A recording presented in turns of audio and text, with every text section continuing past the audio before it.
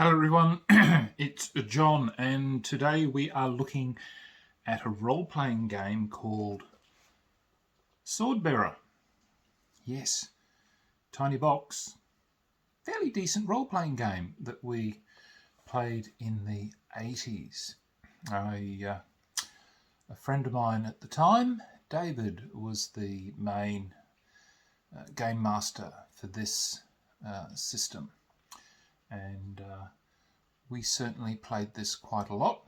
I, for the life of me, can't remember how the system goes. All I remember is that it was fairly well received and played quite often. So anyway, let's go have a look at what this game is. Right, we're looking at Swordbearer, a fantasy role-playing game, and this was brought to us by Heritage. Yes, I can't quite remember this. I know that we did play it. I think we liked the system at the time, and I guess it was supported by the miniatures that were being produced at the time as well. So I think that was the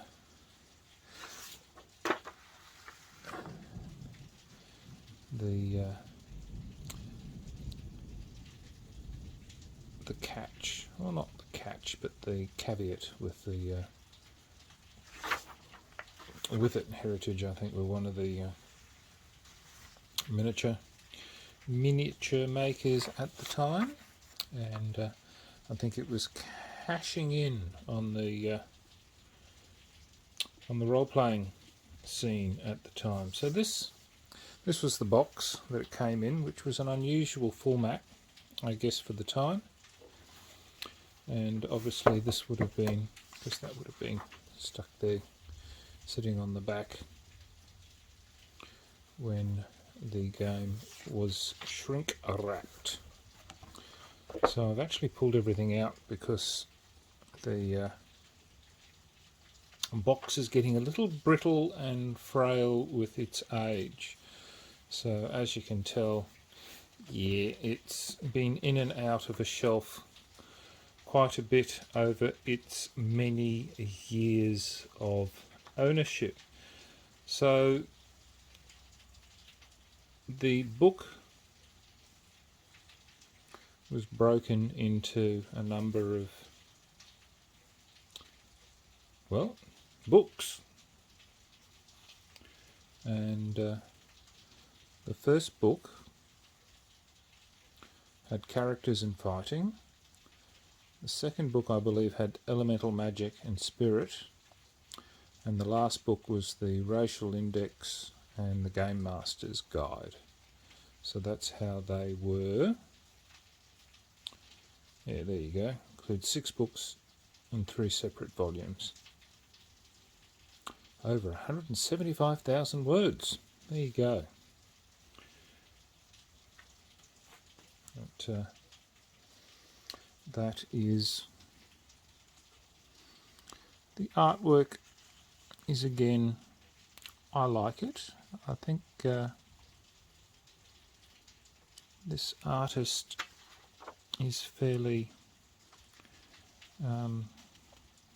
prevalent throughout a number of other role-playing books as well. 1982 copyright this was, and this is the first edition as far as I'm aware. So talks about skills,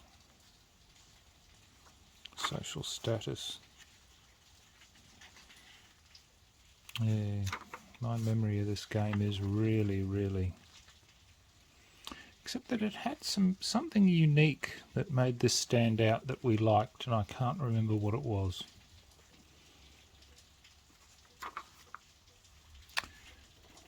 Can't remember. Might have been the skills, the way the skills worked, or spheres. Can't quite remember now. But as you can see, fairly intensive with its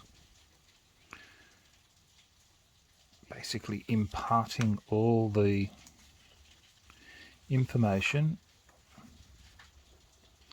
without, I guess, a lot of the artwork to pretty it up, which is fine. Once again, this is the early 80s, so it's more about providing you the information to play the game than it is really with giving you lots of pretty pictures. So then we had the fighting book, which covers all sorts of things. Now, I did have a character sheet for this, which I had sadly left out because I had found it and the damn cockroaches got to it and ate the sheet. So I don't know what they made the character sheet out of, but clearly the cockroaches found it really, really tasty. So that's the first book. And the second one dealt with magic.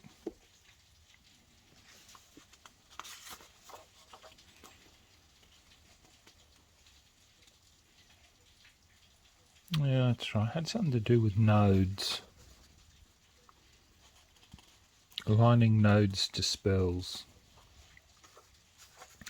Yeah, there was something unique with this game. I just can't remember what it was. But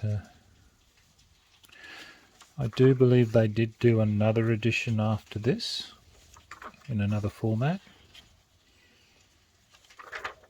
But again, yeah, so there was a circle of dominance. The spells were fairly limited with what was available, which was fine. Don't need a lot of spells, really. And then you had spirit magic.